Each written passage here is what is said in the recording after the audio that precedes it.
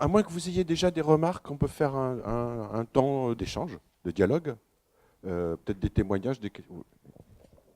Je passe par la rampe, c'est pas sympa. Du coup, je vais prendre ma casquette d'ancien président de l'Union régionale des SCOP pour revenir sur cette chose-là. Et puis, Madame la députée, ou chère Fanelli, du coup, peut-être pour que vous ayez aussi cette information.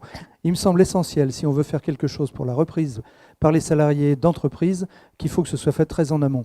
Et il y a un outil extraordinaire qui s'appelle la participation. Et si on met, dans la même façon qu'il existe dans les SCOP, une provision pour investissement, qui permettent en fait de constituer les réserves impartageables, on peut, dans des entreprises classiques, constituer de l'impartageabilité de réserves. Et donc, du coup, au lieu, comme le disait Benoît Hamon à ce moment-là, que ce soit le mouvement, que ce soit l'économie sociale qui commence à être prise un petit peu par l'économie classique, là c'est l'inverse. On va faire en sorte que les vertus de l'économie collective rentrent dans l'économie purement privative. Par un biais tout simple, cet accord de participation permet à ce moment-là aux salariés, au bout des 5 ans, d'avoir déjà une épargne qui va commencer à permettre d'acheter l'entreprise. Et à côté, il y aura des réserves impartageables. Et bien évidemment, si ça n'est pas vendu après aux salariés, eh ben, on refiscalise le tout parce qu'il ne serait quand même pas très, très logique qu'il y ait un avantage fiscal donné à quelqu'un qui revendrait derrière à quelqu'un d'autre. En fait, il y a un outil qui existe, il est simple, il suffit de 3 fois rien. J'en avais parlé avec Jean-Marc Ayrault, avec un autre de vos collègues députés qui a été PDG d'une SCOP dans les Deux-Sèvres, et que vous devez connaître. Oui, bien sûr, c'est lui. Et donc, on avait présenté ça, et malheureusement, ça n'avait pas réellement suivi, et c'était considéré comme trop avancé. On allait jusqu'au droit, effectivement, de préférence. Et là, si on crée cette loi qui permet ça, on peut instituer dans les entreprises ce droit de préférence de vente aux salariés. Parce qu'il n'y a rien de pire que le goodwill. Vous savez ce que c'est la bonne volonté en anglais. Et donc, du coup, le goodwill, c'est ce qui donne une valeur supplémentaire aux actions lorsqu'il y a vente. Mais ce goodwill, il est en fait privatisé par qui ? Par le seul propriétaire. Qui a constitué une grande partie de ce goodwill, de cette survaleur ? Ce sont quand même l'ensemble des salariés et le propriétaire, bien évidemment. Donc il doit y avoir un échange, disons, équitable entre l'un et l'autre. Et le bon échange équitable, ça passe par la participation. Voilà, comme ça, vous le savez, je peux vous envoyer tout ce que j'ai écrit. Si vous le voulez, il n'y a pas de problème. Bon, merci Alain. Peut-être, non, si vous avez un commentaire. Oui, voilà. Je vous en prie. Ça marche. Non, ça ne marche plus. Vous avez touché le bouton. Il ne faut pas toucher le bouton. Oui, ouais. Voilà, donc on m'a présenté tout à l'heure Serge Bourreau, donc le nouveau président des SCOP de l'Ouest. Petite question de fond qui n'a pas été débattue pour l'instant et qui circule entre les différentes familles de l'économie sociale et solidaire, c'est que la loi reconnaît la CNCRES ou les CRES comme un petit peu articulant l'ensemble des familles de l'économie sociale et solidaire. Alors, de ce que je vais dire, il ne faudra pas hésiter de me corriger, de me compléter. Donc, je m'adresse en même temps à Madame la députée, tant aux différentes familles qu'à Gireco CRES. Je pense que les moyens n'ont pas non plus été mis en face aussi pour que les CRES puissent réellement aussi assumer leurs fonctions, celles qui leur aient été données. Donc, je parle des moyens financiers. Donc, on se retrouve aujourd'hui dans les différentes familles à regarder l'arbitrage que les CRES sont en train de nous proposer. Là, je prends ma casquette de président d'Union régionale des SCOP en disant, eh bien, on est en train de regarder en interne de notre famille comment la cotisation de la famille des SCOP va retourner vers la CRES. Ce qui veut dire, pour vous donner une idée de l'Union régionale des SCOP de l'Ouest, ça va faire une cotisation qui va à peu près multiplier par 8. Donc on a fait un petit calcul, là où on donne pour l'Ouest, on donne à peu près 5 000 € pour nos CRES, on va passer à un coût de 60 000 €, quoi. Sachez que pour l'instant, ça n'a pas été débattu avec du tout l'ensemble de nos coopérateurs qui payent les cotisations je dirais, d'abord parce qu'ils adhèrent au SCOP, et après, cet argent, il va falloir la redonner, je dirais, donc si on reconnaît, si on adhère à la SNCRES, il va falloir, je dirais, s'engager. Alors, je peux vous dire tout de suite, c'est surtout pas fait. Tous les échanges que j'ai avec ceux qui m'appellent des autres familles, c'est que pour l'instant, ils n'ont surtout pas envie. La réalité des choses, c'est quoi ? Ça fait que la plupart des entreprises, et je parle des coopératives, aujourd'hui, c'est difficile. Tous les champs économiques, c'est difficile. Le paiement des cotisations, déjà, pour notre propre famille, est déjà un débat hyper compliqué. On rajoute une cotisation, on rajoute à notre mouvement de l'argent qu'il faut aller pour... Alors après, il s'agit, pourquoi faire ? Pourquoi faire ? Quel service en face ? L'articulation, je dirais, du rôle de chacun des services, donc à la fois... c'est pas force. Je suis pas en train de dire qu'il faille dire non et pas reconnaître, je dirais, les CRES comme pilote, mais c'est pour quel service, et ce travail-là, il n'est surtout pas commencé. Eh ben. Juste peut-être il y a le feu à Nantes. Hein. Gilles Cavé.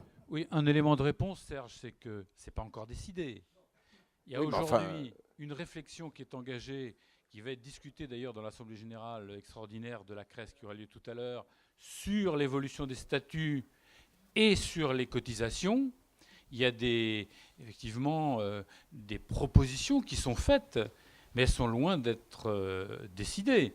Alors, tu as raison sans doute d'anticiper la réaction, mais c'est l'information au préalable quand même. Et donc la prévention. Aujourd'hui, c'est des propositions qui sont mises en débat.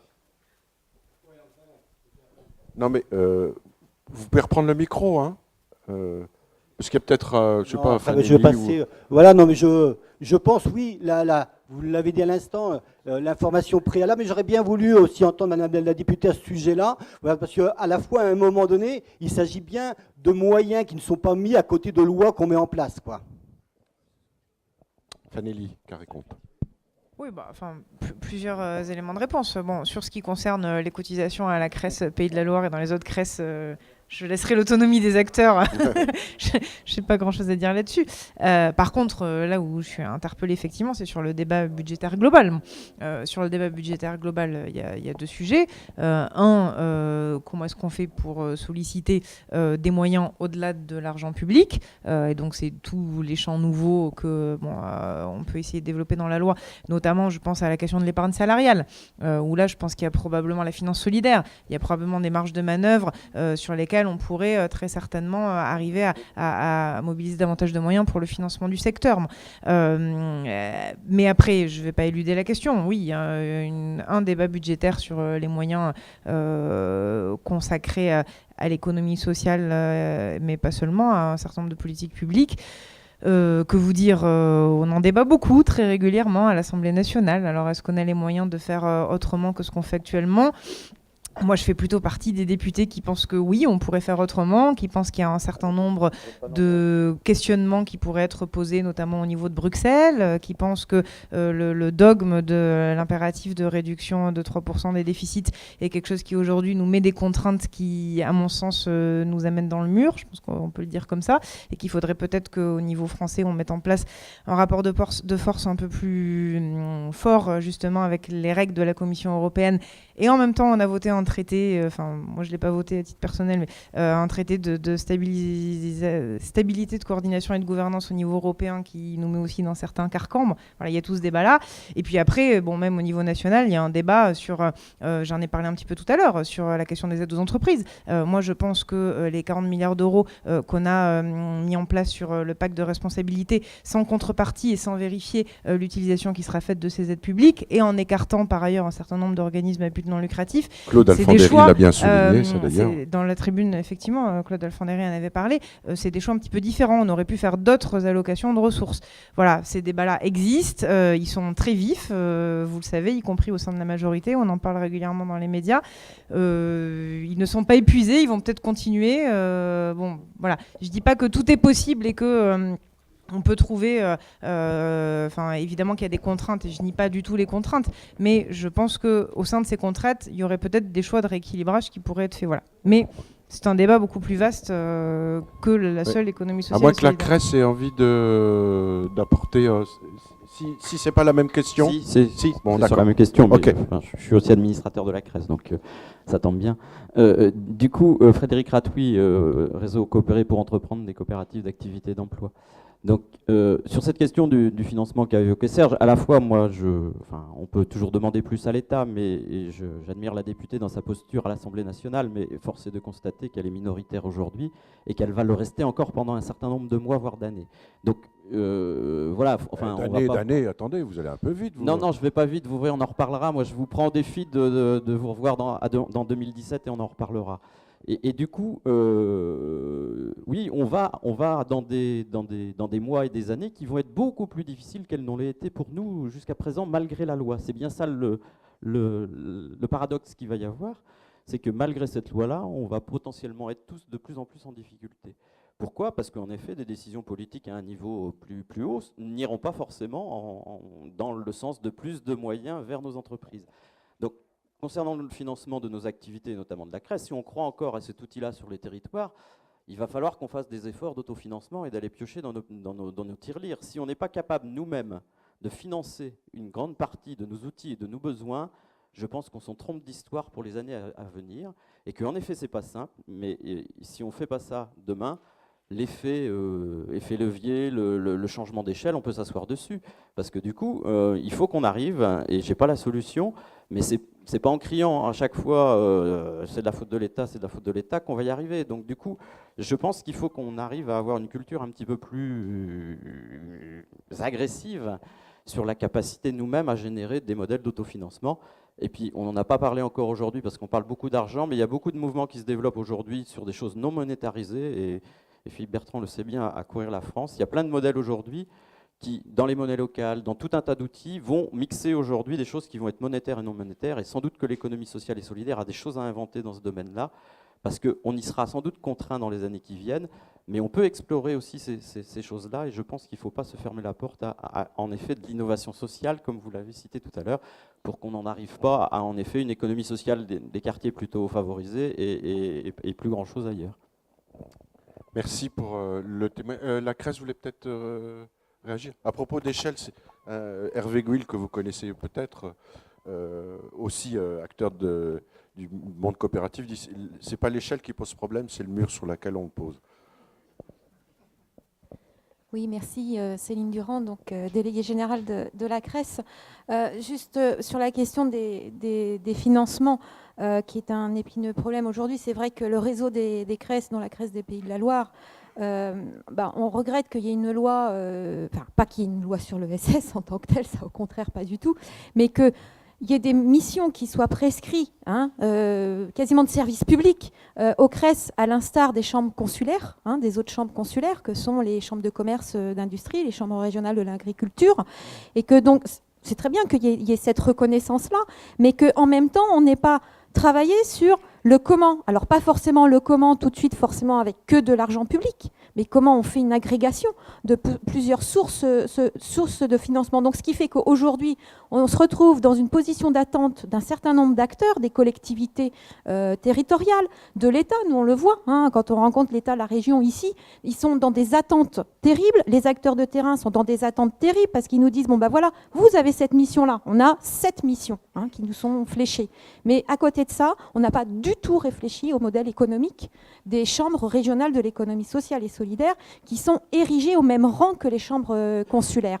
Alors oui, il faut qu'on travaille cette capacité d'autofinancement d'une partie de nos missions, et en particulier notre mission de représentation politique et de défense des intérêts de l'ESS auprès des pouvoirs publics. C'est ce qui va faire l'objet, Serge, du débat. Rien n'est décidé encore, Serge, rien n'est décidé, tout est en discussion à l'AGE ce soir, mais ça pose effectivement des problématiques parce qu'on répercute sur les acteurs de l'ESS le financement des CRES, alors qu'eux-mêmes, ces acteurs-là, pour beaucoup d'entre eux, sont en difficulté. Et je ne sais pas où ça en est en ce moment, mais moi, les dernières informations, c'est que sur le PLF 2015, tout ce qui concerne l'ESS en général, on est plutôt sur une diminution des crédits, de manière générale, sur la dotation des moyens pour les services de l'État en région. Et on est sur une diminution aussi des crédits. Donc déjà, nous, notre chargé de mission, l'ESS vient en dernier de son titre, mais avant, il a je ne sais pas combien de domaines d'intervention. Donc il peut consacrer que quelques heures à la CRES et à l'ESS en général. Donc les services de l'État en région, ils vont avoir encore moins de moyens. Et on nous a annoncé de manière très royale que l'État allait doter de 40% de plus le budget des CRES, mais c'est 40% de quoi? Vous savez qu'on touche 40 000 € sur un budget de 700 000 € de la part de l'État. Donc 40% de 40 000, oui, c'est sûr qu'en termes de pourcentage, ça fait beaucoup, mais au final, ça ne fait pas grand-chose pour mener toutes nos missions qui s'adressent quand même, ici en Pays de la Loire, à 14 000 établissements. Merci pour cette précision. Et enfin, ces informations et ce diagnostic, oui. Merci. Bonjour, Louis Coquard, journaliste et animateur sur Radio Prune, donc une radio locale à Nantes et associative. Du coup, je vais revenir sur le domaine associatif parce que malheureusement, je trouve qu'on l'a un peu passé rapidement et comme monsieur Gilles Cavé l'a précisé, c'est 70 ou 80% de l'économie de l'ESS. Donc rapidement, donc comme toutes les associations, je pense qu'on est subventionné une très grande partie par les municipalités, par la région, etc. Donc nous, Radio Prune, on est essentiellement financé donc, par les subventions. Est-ce que justement, avec une loi comme l'ESS, on va se diriger vers une augmentation des subventions? Ce serait magnifique, évidemment. Si oui, c'est le cas, qui va en bénéficier? Et sinon, c'est le cas, qu'est-ce qu'on peut faire pour justement aller dans ce sens-là? Merci. Fanelli, mode d'emploi pour avoir un peu plus.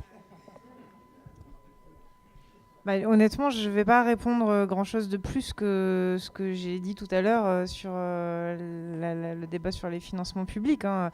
Non, après, ce que je voulais dire, c'est que j'entends la question sur les missions spécifiques des CRES qui, effectivement, ont été légitimées et renforcées dans la loi et sur, effectivement, peut-être l'absence de réflexion, en tout cas, l'absence de réflexion suffisante sur les évolutions du modèle économique et la question des moyens. J'entends. Voilà. Après, je ne suis pas venue avec les arbitrages budgétaires et bon, vous savez que je n'apporterai pas les réponses. Voilà. Et pareil sur la question des financements publics. Encore une fois, hein, j'ai posé les termes de l'équation tout à l'heure. C'est pour ça que je fais aussi le lien avec ce qui a été dit sur mais c'est un petit peu ce que je disais aussi quand j'intervenais tout à l'heure sur les modèles économiques de certaines associations qui rencontraient de plus en plus de difficultés. Oui, je pense qu'une question se pose sur l'invention des choses nouvelles, sur la question du recours à du financement privé et sur tout ce que je disais sur les logiques de mutualisation et de réorganisation peut-être finalement d'un certain nombre de modèles. Donc c'est toutes ces choses-là sur lesquelles il faut réfléchir et c'est vrai que là on est typiquement dans le cœur du sujet sur le fait que on a la loi mais qu'elle ne sera pas suffisante là-dessus et donc il va falloir qu'on continue les réflexions sur cet enjeu du financement. Moi j'ai pas toutes les réponses mais en tout cas ce qui est clair c'est qu'il faut continuer aujourd'hui à les mettre en place et y réfléchir et alors il y a un article de la loi ESS hein, qui dit très clairement que les différentes familles du secteur et la Chambre française et le Conseil supérieur de l'ESS doivent mener une réflexion prospective sur les financements. Bon, il faudra vérifier que ces réflexions-là aboutissent. Il y a des tas de sujets dont on n'a pas parlé non plus. Bon, il y a tout le débat sur le financement participatif, le fameux crowdfunding, etc. Bon, moi, je suis un peu assez mitigé. Enfin, je pense qu'il y a des potentialités, mais bon, pour moi, c'est pas nécessairement de l'ESS. C'est-à-dire qu'avec le crowdfunding, on peut financer un peu tout et n'importe quoi. Mais Fanelli, ça, je suis ça d'accord fait avec vous. aussi partie des il y a certaines entreprises dites entreprises de l'ESS qui font plus tout à fait de l'ESS. Oui, Alors, le crowdfunding, ça peut s'adapter à n'importe quoi. C'est exactement ce que je veux. Oui, je suis d'accord avec ça. Hein, c'est pour ça que qui a besoin d'une corde à sa guitare. Il y a un effet mode sur le crowdfunding aujourd'hui. Il va falloir qu'on regarde précisément ce qui est ça implique quand même une chose, excusez-moi, et puis alors, je vous laisse réagir par rapport à ça.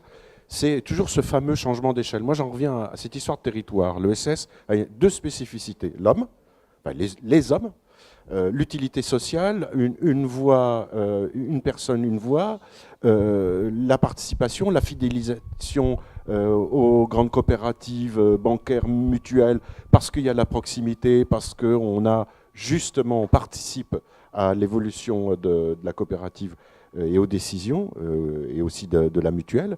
Mais nous sommes très souvent dans du local, du micro-local, là où ça fonctionne bien. L'épargne aujourd'hui, le crowdfunding, pourquoi ça marche? Parce qu'on dit, ah ouais, localement, moi ça m'intéresse de mettre un petit peu d'argent pour aider le voisin, pour aider un petit projet petit ou un peu plus grand, peu importe. Mais on a besoin de ce rapport de proximité. L'ESS, c'est la proximité. Lui dire, vous allez entrer dans le grand champ d'une grande économie où il y aura des rivalités, mais vous allez pouvoir prendre une vraie place. Est-ce que c'est vraiment sa place? Moi, il y a deux débats là-dedans. D'abord, les entreprises de l'ESS, elles ne vont pas rentrer dans les champs concurrentiels. Pour la plupart, elles y sont déjà. Oui. Les mutuelles, oui, mais là, les coopératives, attendez, un certain nombre Fanny, on l'a dit au d'associations. départ, il y aura plus de monde, donc il y aura plus de concurrence, c'est ça? Obligatoirement. À partir du moment où il y a plus de propositions, il y a plus de concurrence. Oui, enfin, en l'occurrence, Avec des nouveaux entrants, un agrément solidaire, des modifications, une nouvelle définition de l'entreprise sociale et solidaire. S'il n'y a pas plus d'acteurs, plus de propositions, plus d'offres et du coup des risques de compétition. Oui, mais enfin, comment dire, les choses, elles vont pas se poser nécessairement. D'abord, dans les nouveaux entrants, aujourd'hui, enfin. La question, c'est la taille du gâteau. C'est-à-dire que moi, le but du jeu, c'est pas qu'il y ait 3 entreprises de l'ESS extraordinaires dans le monde entier qui se partagent un gros gâteau. Il faut qu'on fasse évoluer les deux en même temps. C'est-à-dire le nombre d'entreprises et d'organisations économiques qui partagent ces valeurs-là et avec des moyens qui permettent à tout le monde de se développer. Donc, je crois que c'est comme ça qu'il faut poser le sujet.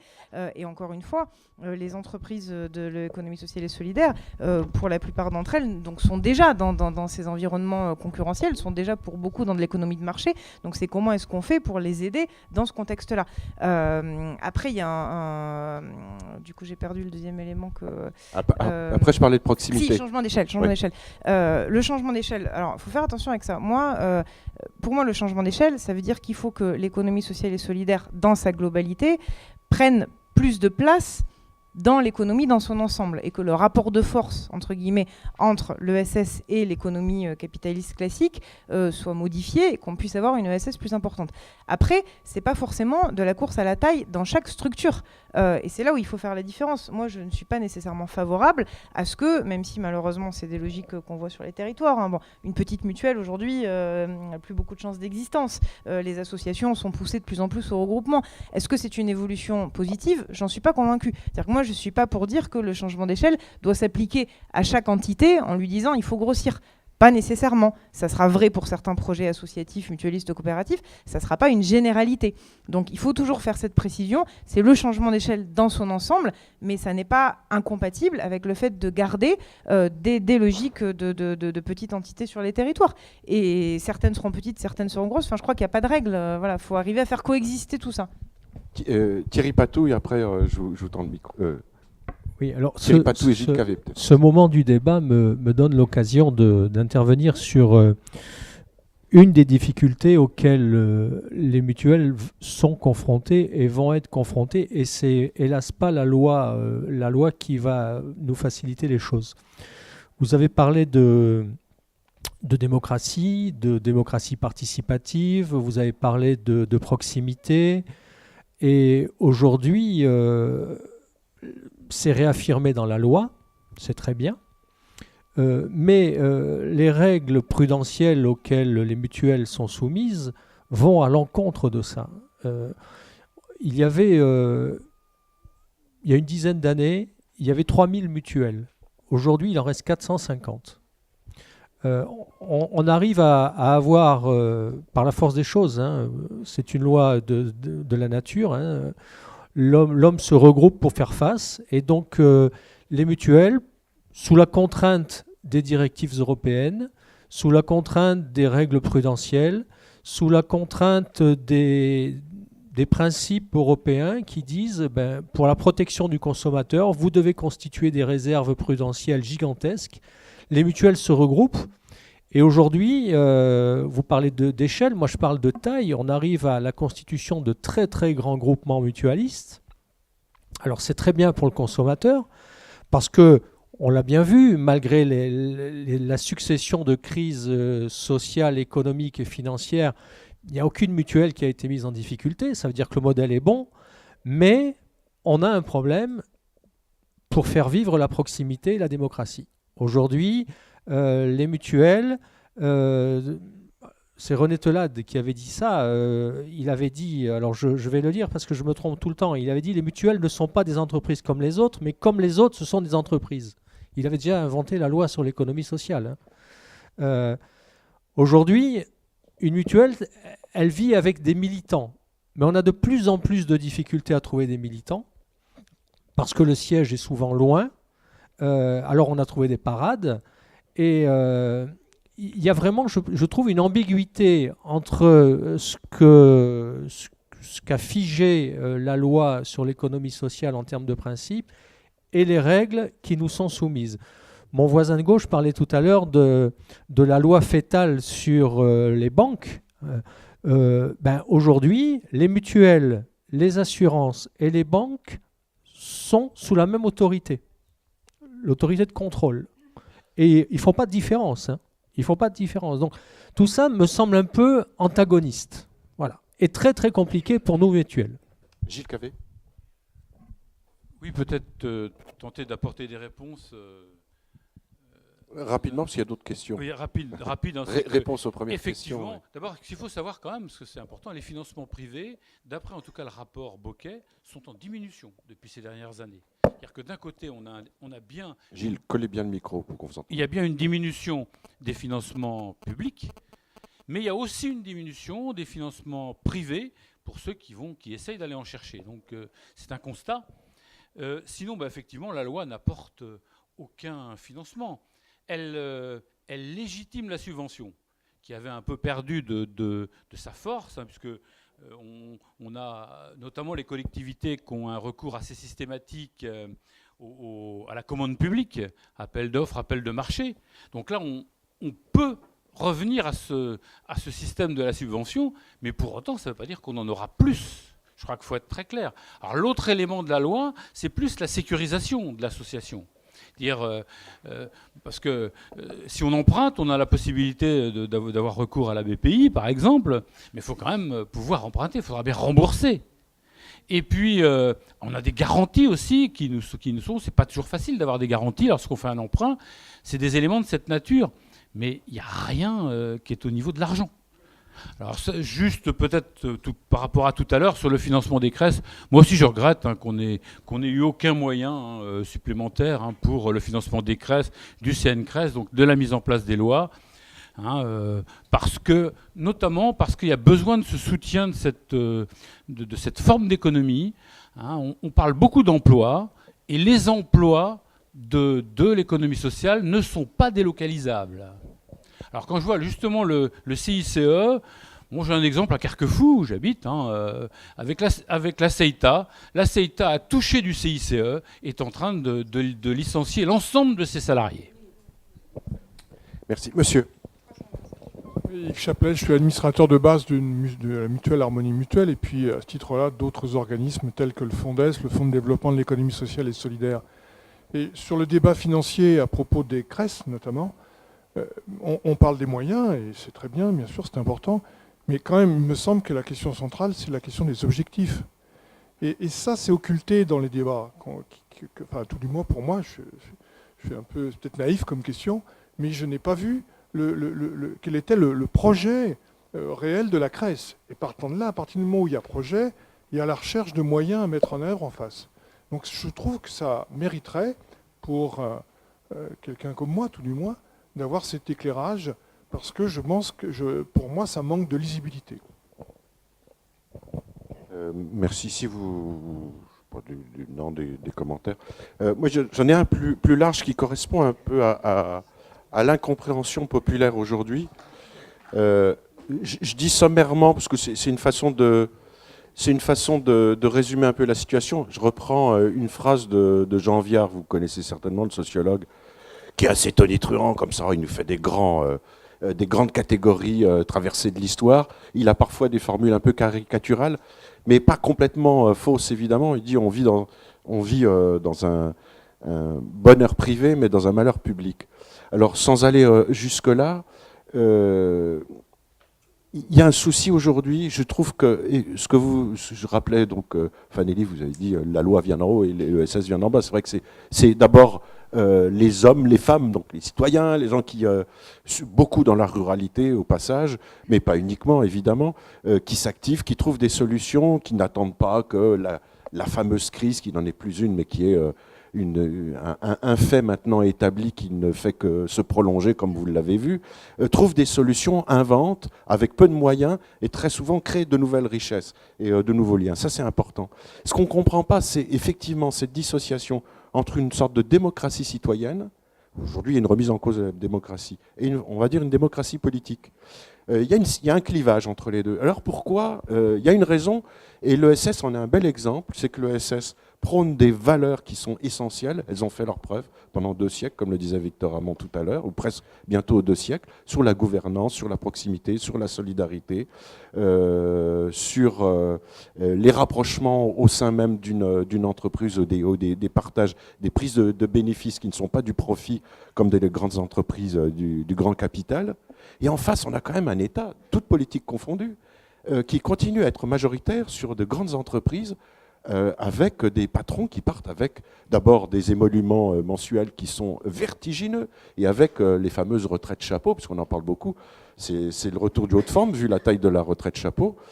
Il y a une sorte de contradiction, on ne comprend pas. Comment on peut défendre d'un côté une politique sociale, solidaire, de proximité, et continuer à être actionnaire d'entreprises qui aujourd'hui franchissent vraiment tous les excès possibles et imaginables. Et je trouve qu'il y a une vraie fracture là, entre autres sur ce décalage entre la réalité, le besoin des hommes, la production, les salaires, et puis une appropriation du pouvoir économique qui est scandaleuse. Et on fait encore peu de choses. Aujourd'hui, s'il y a un débat sur la retraite chapeau, on va peut-être la taxer. Je vous rappelle qu'il y a d'ailleurs en ce moment un site qui circule qui vous propose de participer pour rappeler à notre patron qui va bénéficier de sa retraite chapeau que comme il va avoir déjà une bonne retraite, s'il pouvait en donner un tout petit peu pour des mouvements caritatifs, ce serait drôlement sympa. Donc vous pouvez signer. Voilà. Est-ce qu'il n'y a pas une contradiction? Est-ce que le divorce entre ces deux démocraties n'est pas là, en ce moment, à cause de ça, en train de prendre de plus en plus d'importance et de place? Je pose la question à vous toutes et tous. Oh là. Mais c'est un débat de politique générale qui oui, mais l'ESS est au cœur de ça. Questions. Mais je crois qu'on y a déjà apporté un certain nombre de réponses. Moi, quand j'ai pointé l'incohérence au niveau de nos politiques publiques, et on vient de rappeler avec l'exemple de la Ceuta à Carquefou, on a fait une loi qui est une belle loi pour développer l'économie sociale et solidaire, mais à côté, on met en place des aides aux entreprises qui conduisent à se retrouver avec des entreprises qui vont toucher des financements publics et licencier des gens. Bon, ça, c'est une des réponses à la question que vous posez. Oui, effectivement, je pense qu'il y a une incohérence. La deuxième question qui fabrique quand même une fracture et qui participe à cette fracture. Bien sûr, mais parce que la fracture, effectivement, aujourd'hui, je ne vais pas vous dire l'inverse, la crise de confiance des citoyens envers les responsables politiques, quels qu'ils soient, et particulièrement envers ceux qui sont au pouvoir parce que c'est leur responsabilité première, elle est majeure, et je m'en rends bien compte en tant qu'élu. Je ne vais pas vous dire que les gens dans la rue nous applaudissent et nous remercient. Il y a quelque chose de grave qui est en train de se passer d'un point de vue démocratique. Et effectivement, je considère que le soutien à l'économie sociale et solidaire dans son aspect économique, mais aussi démocratique. Et c'est important de le rappeler, parce qu'on a beaucoup parlé de l'ESS en termes de création d'emplois, en disant ça crée des emplois durables sur les territoires, etc. C'est vrai, mais il y a aussi derrière la question du militantisme et de la vitalité démocratique et de la cohésion sociale, qui est aussi un des éléments qu'il faut rappeler en permanence dans l'intérêt de l'ESS. Donc évidemment, tout comme sur la question des retraites chapeau, bien sûr que l'inaction du pouvoir politique, en tout cas ça c'est mon sentiment personnel, contribue à alimenter cette fracture-là. Et moi, ce qui m'embête beaucoup sur cette question des retraites chapeau, mais c'est aussi lié à d'autres débats sur le rapport aux partenaires sociaux, c'est qu'on est dans des logiques où on prône l'autorégulation dans des moments où on devrait, je crois, utiliser le pouvoir politique pour mettre en place des contraintes. La question des retraites chapeau, c'est qu'on a laissé les entreprises, en particulier les entreprises du CAC 40 fédérées sous l'AFEP, l'association des grandes entreprises, mettre en place des règles d'autorégulation en disant elles vont elles-mêmes mettre en place des règles éthiques. Moi, je pense que l'éthique, c'est bien, mais la loi, elle est là parce que justement, des fois, il faut faire des lois pour imposer des choses.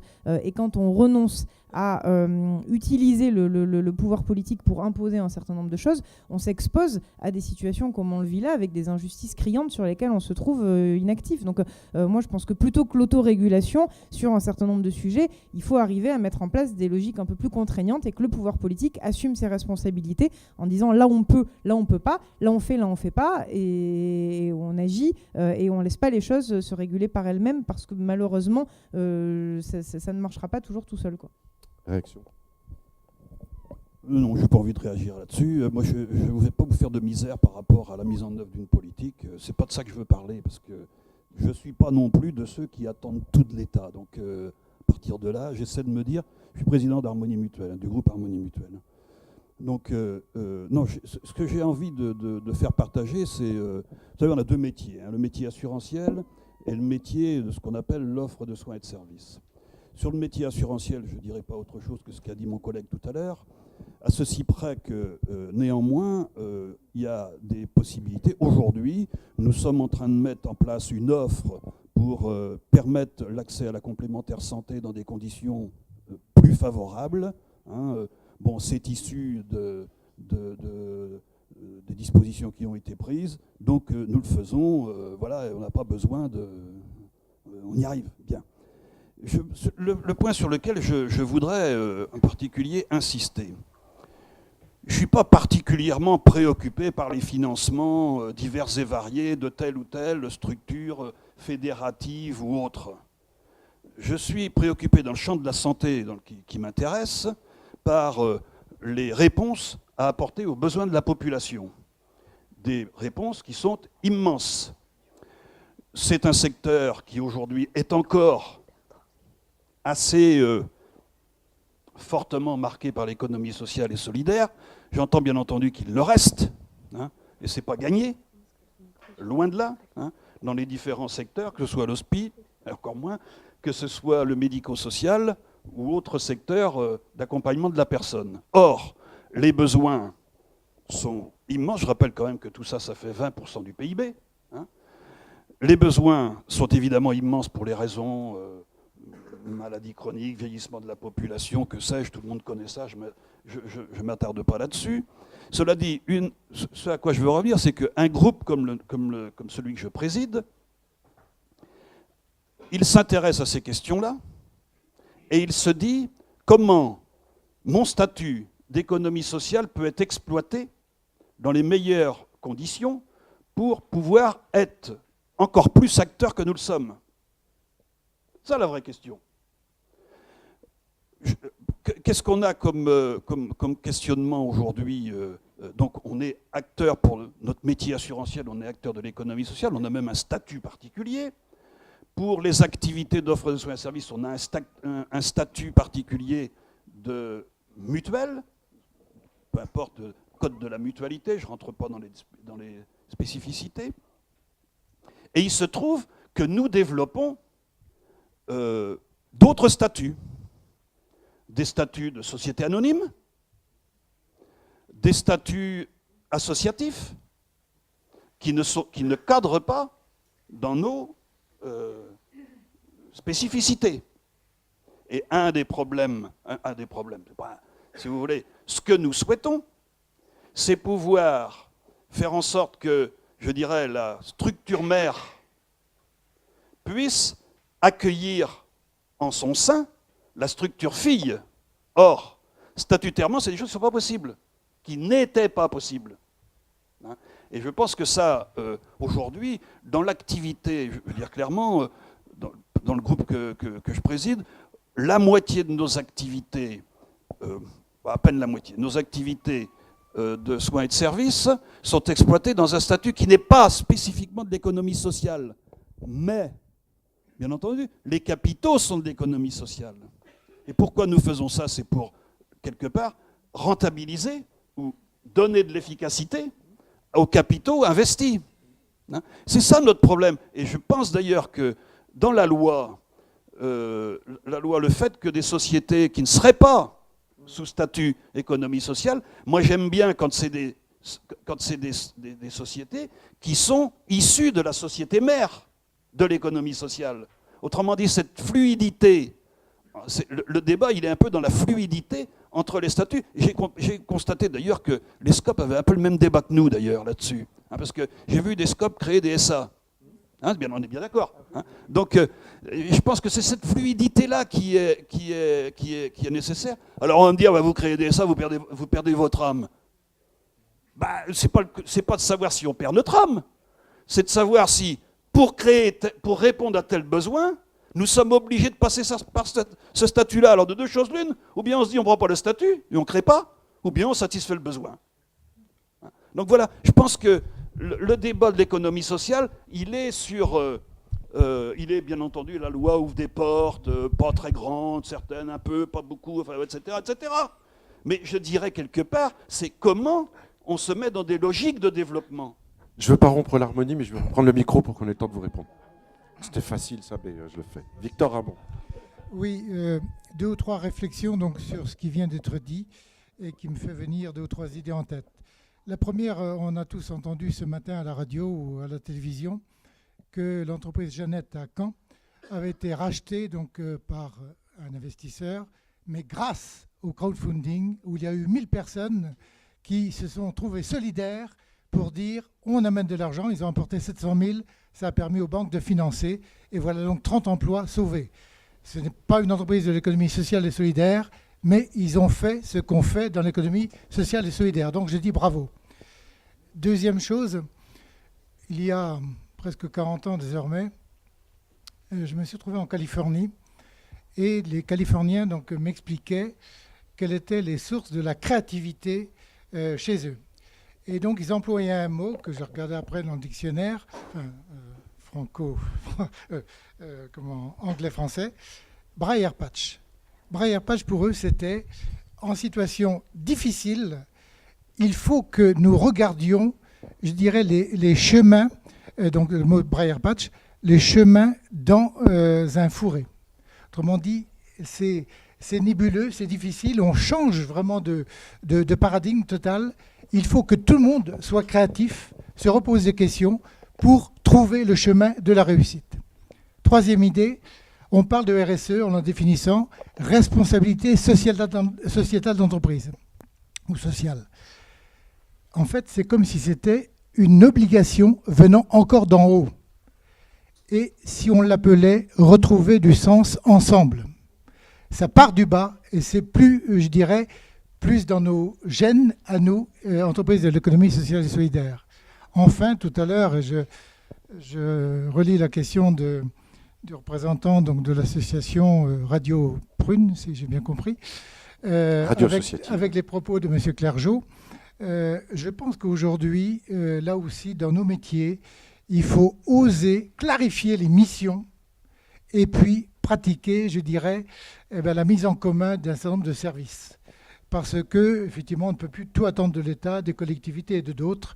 C'est une opération, à mon avis, indispensable. Donc voilà les petites idées qui me venaient en tête tout à l'heure en écoutant les réflexions des uns et des autres. Il nous reste 4-5 minutes. Willy Batsouris, vous vouliez ? Non, par rapport à la réflexion du président d'Harmonie Mutuelle, on va être sauvé par le gong en ce qui concerne les SCOP par rapport au SA, grâce à la loi de l'ESS qui introduit la notion de groupe coopératif et qui, normalement, devrait régler le problème. On attend avec impatience de voir la gueule des décrets. La tête du décret. Non, c'est pas grave. Monsieur. Oui, si je peux me permettre, Victor, je voulais rebondir sur l'aspect RSE. Effectivement, tous les groupes du CAC 40 ont des obligations dans le domaine de la responsabilité sociétale d'entreprise. Et il y a probablement une passerelle avec l'économie sociale et solidaire. Je pense que là, il y a des choses à faire, si c'était déjà fait, mais rien n'empêche les acteurs de l'économie sociale solidaire, précisément, plutôt que d'opposer des gens, se rapprocher et mieux rebondir sur les obligations dans le cadre de la RSE. Deuxième point, je suis récemment président d'une petite association qui s'appelle Logement Fraternité. Je ne demande rien, on ne vit que de dons. Mais en déposant les statuts, je ne sais pas si vous le savez, mais en Loire-Atlantique, vous savez combien il y a d'associations? Vous avez des chiffres? 60 000 associations répertoriées à la préfecture en Loire-Atlantique, dont 45 000 intramuros. Voilà. Donc il y a probablement, rien que les chiffres, je vous laisse faire les conclusions qui s'imposent, il y aura probablement de l'optimisation à faire. Hein. Et troisième point que je voulais soulever, qui est précisément à rapprocher les acteurs de l'économie dite classique avec les les acteurs de l'économie sociale et solidaire, c'est le PTCE, ou passerelle, voilà, des passerelles, très bien, des passerelles, et sans vouloir le citer, mais la Loire-Atlantique a été récompensée au travers d'un PTCE qui a été primé au plan national. Et je peux me permettre de le dire, mais c'est une banque coopérative qui en est à l'origine, qui a porté ce projet, et on a la chance d'avoir le président du conseil de surveillance ici. Voilà, merci. Merci. Une dernière remarque ou question?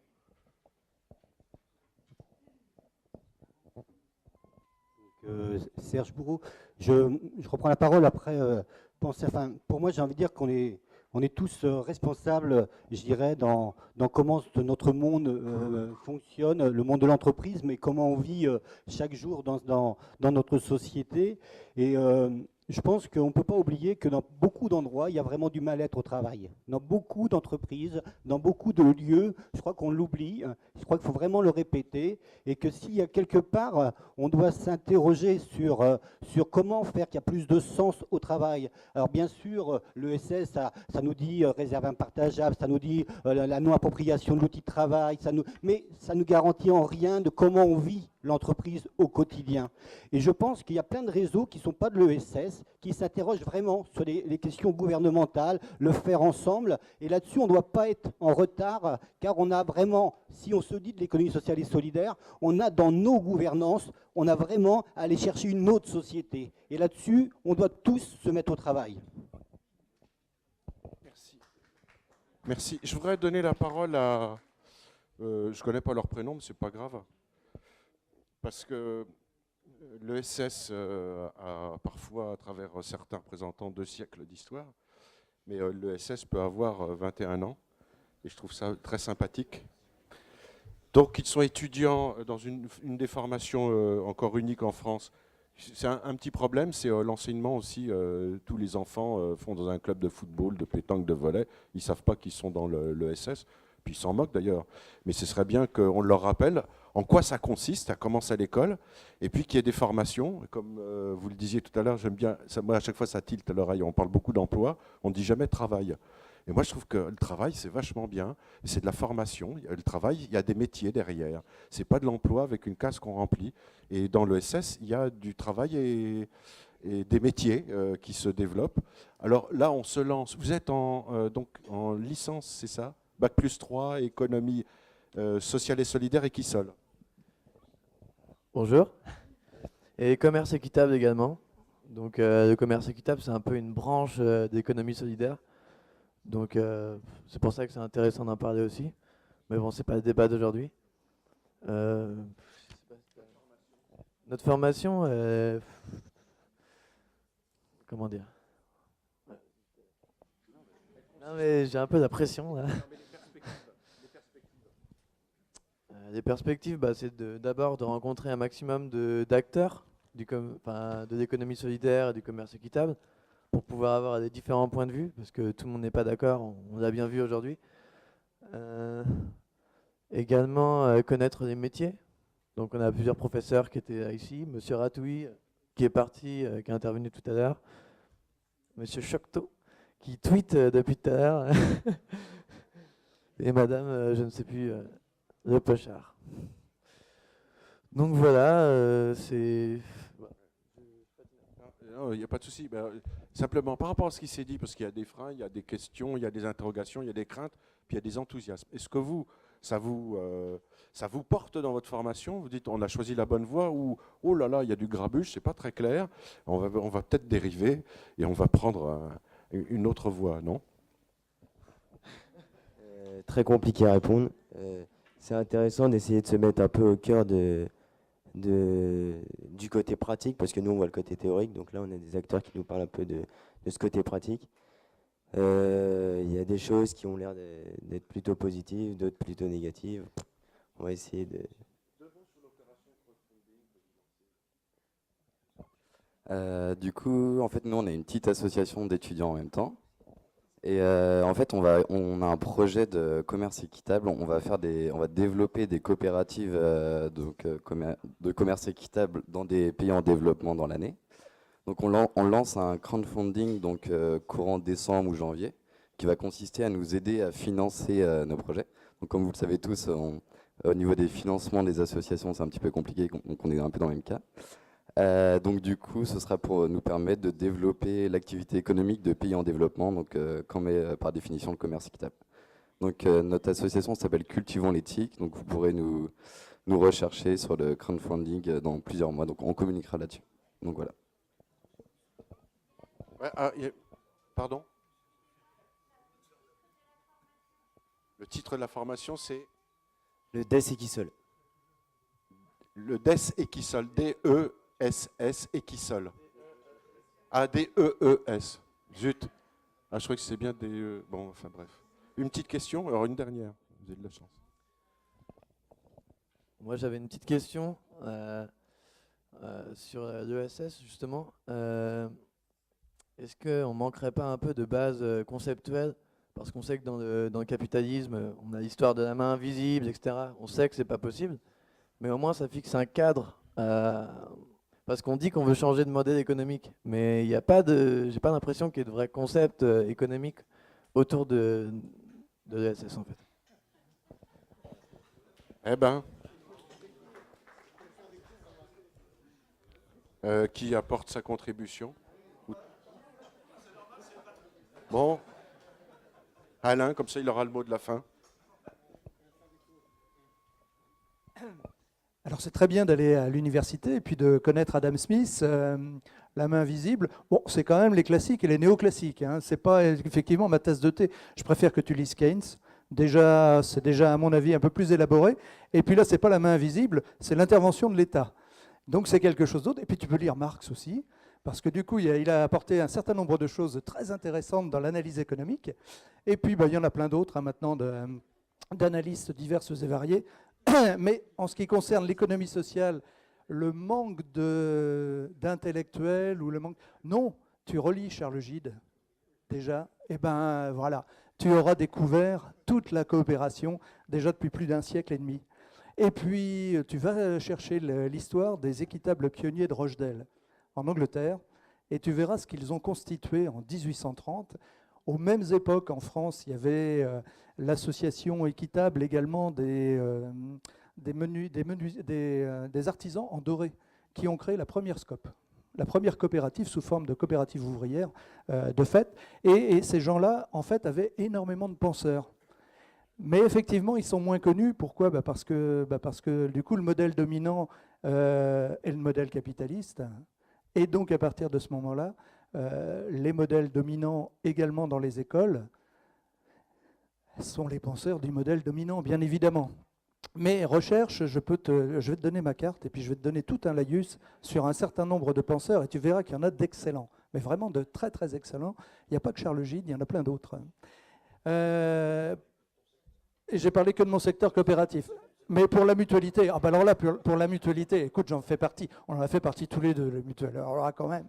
Tiens, ben, je te donne-nous quelques noms. Non, non. Autrement, en ce qui concerne les CRES et donc les besoins qu'il peut y avoir, je rebondis sur la question que tu as posée, outre ce qu'on va faire juste après, c'est vrai que du coup, tout ça nous donne un truc assez intéressant, qui est quels sont les moyens nécessaires pour avoir une économie sociale et solidaire forte en France.